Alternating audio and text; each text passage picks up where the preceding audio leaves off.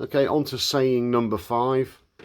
I'm sorry about the camera flaring in and out here. It's the light. Jesus said, "Recognize what is in your sight, and that which is hidden from you will become plain to you.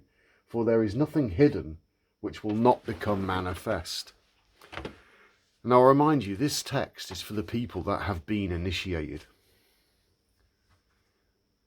Some of you have been. Don't lie to yourselves though. If you're still eating meat, I'm telling you now, whether you like it or not, you are fucking blind. Your house is dirty. Get it cleaned. And if you don't like that, because my language offends you, because you can't accept a simple truth, whether it's delivered angrily or softly, is none of my business. Just go elsewhere. Go to another channel.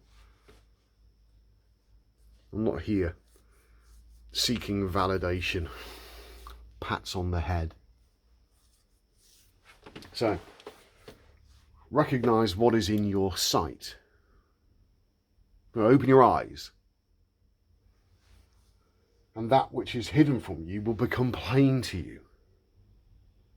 So what's been hidden from you, that will become plain to you. The stuff I'm talking about, you should start thinking about it, reasoning with yourself.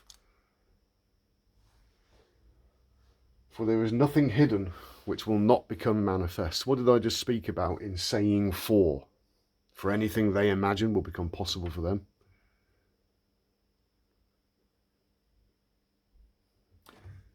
What was it? I watched Elon Musk, and he's got his spaceship stuff, and he's sorting out going to Mars. And I watched his, what's his spaceship called? Dragon. And Elon Musk is an anagram. No L. No L is God in Hebrew, meaning electricity. And Elohim is plural, which is electromagnetism. So no L, no God. Musk, scum. Anyway, they launched their rocket a couple of weeks ago, and you've got the 2 astronauts, and it looks like they're wearing a motorbike helmet with motorbike levers, and the whole thing just looks so... It looks like a 1960s sci-fi. It just looks so dumb. It looks so safe. It looks so plastic. It looks so inauthentic. Look at it yourselves. Anyway, the stupider people get, the less effort they have to put into their lives.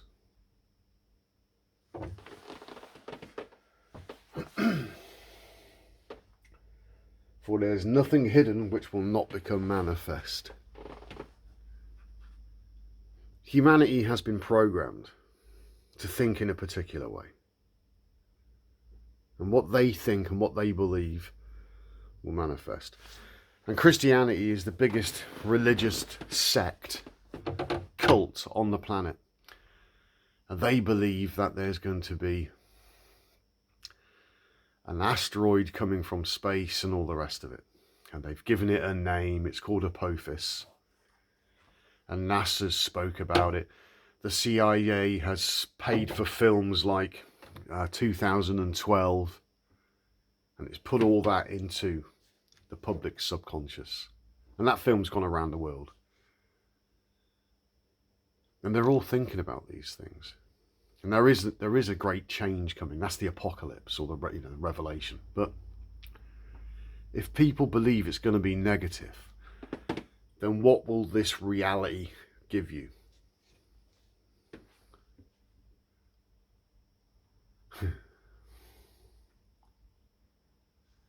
It's funny because in the scriptures it says, those of you, words to the effect of, those of you that know won't be concerned. You won't be worried. Because you know it's all a show. The whole thing's just a massive show. And it is so epic in its proportions. From the quantum level micro to macro. There will be earthquakes in diverse places. And the United States Geological Survey is showing that there is a rise in earthquakes. But I know that the earthquakes are happening in here as energy starts to shift and start to move. And you get this surges of energy in the brain. The brain can't move on its own, it's got no muscles, but you can feel energy moving around in there. It's like somebody's moving the furniture about. It's an interesting experience. When you have the Kundalini, you can feel the toroidal field forming within you and going out from you. It's like being sucked out the top of your head. That's where it should be happening, in here. Fuck out there, that's a distraction.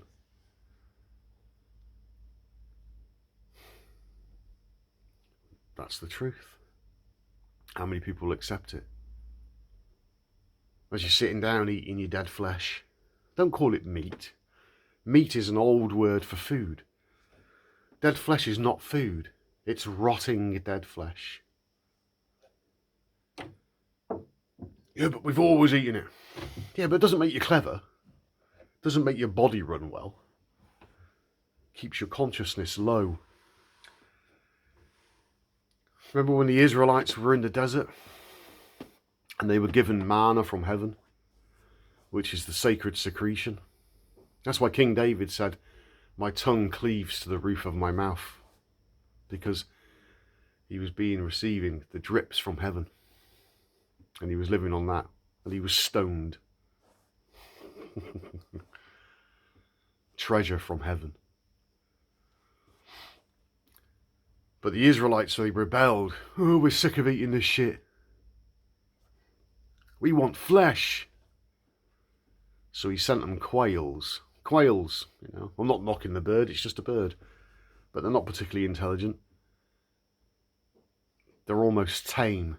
They can't fly very well, and they're easy to catch. So they started eating them. Now your brain can tolerate that. You can still function, but you will function at a lower level. Look at the symbolism in the story. A quail. It's fucking stupid. It's tame. It's docile. It doesn't fly very well. Understand the spiritual implications of that really simple observation. And then understand the symbolism of the story. And then reason with yourself as you sit down eating your dead flesh.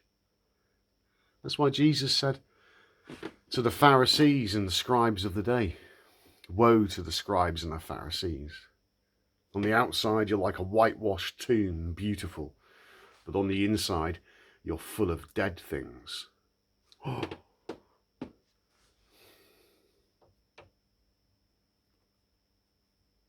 Simple wisdom, not complicated.